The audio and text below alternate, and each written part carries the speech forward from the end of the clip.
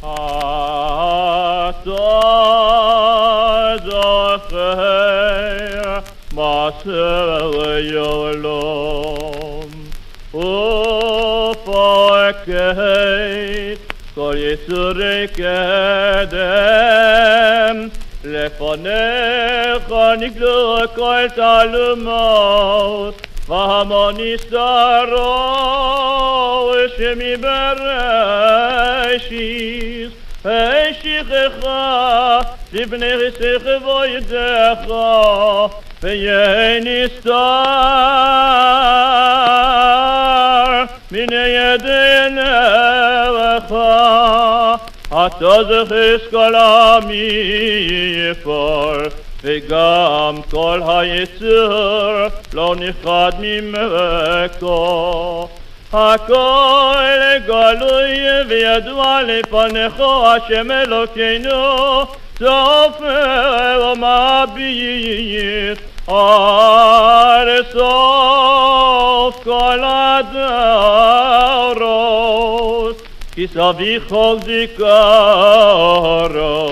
ויפקד כל רוח ונפש ויזכר מעשים רבים והמון בריאוס ליין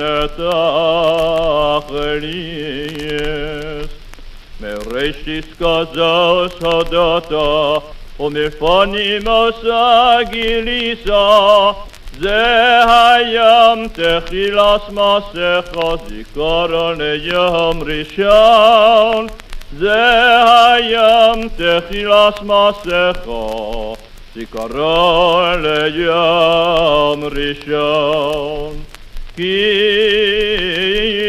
חוק לישראל הוא משפט לאלוקי יעקב ויעקב ויעלה מדינות ויאמר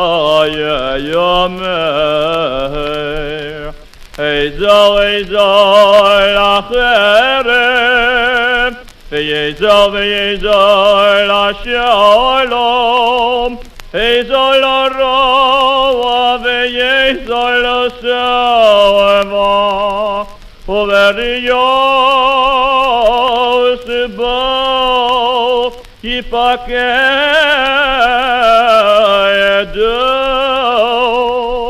להזכירם לחיים ולמוות להזכירם לחיים ולמוות מילוני וקר כהיום הזה כי זכר כל היצוא לפניך בו מעשה איש ובקודשו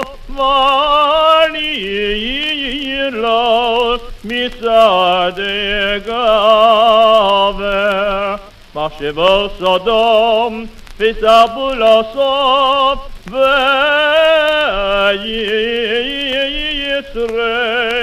מעלה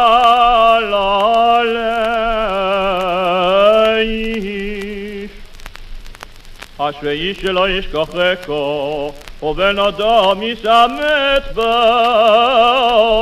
כי לא ישך לעולם לא ייכשלו ולא ייכלמו לנצח כל החוסים בו כי זכר כל המעשים לפניך בו ואתה דורש מעשך עולם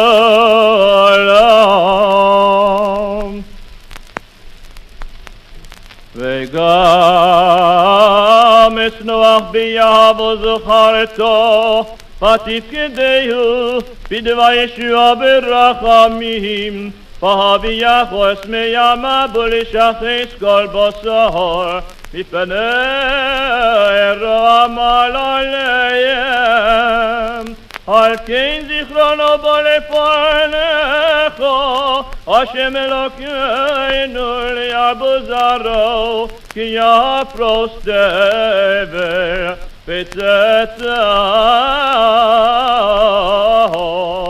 בכל היום, ככסו בשרסךו, ויזכור אלוקים את נוח, ויזכור לחיו, ויזכור לבהמה אשר איתו בטבע. ויעבר אלוקים רוח על הארץ, וישק המים. ונאמר, וישמע אלוקים את נקסם, ויזכור אלוקים את בריתו, את אברהם, את יצחק ואת יעקב, ונאמר, וזכר את ברית יעקב, ויעבד ברית יצחק, ויעבד ברית אברהם, זכר ויארץ זכור. ובדברי קודש כתוב ולאמר, זכר עשו ונפלא יעשו, חנון ורחום עד השם ונאמר, טרף נשא נראיו, כי זה כל לילה בריסה, ונאמר, ויזכור להם בריסה,